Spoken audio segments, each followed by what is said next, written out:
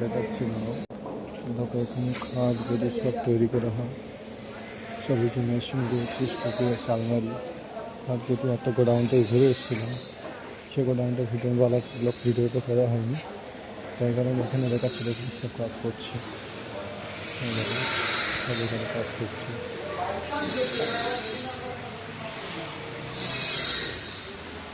ডিজাইনটা করেছে দেখতে পাচ্ছি, এইভাবে ডিজাইনটা করেছে। এটা পিছনে আছে, তোমাকে দেখাচ্ছি, এটা দেখাচ্ছি। দেখুন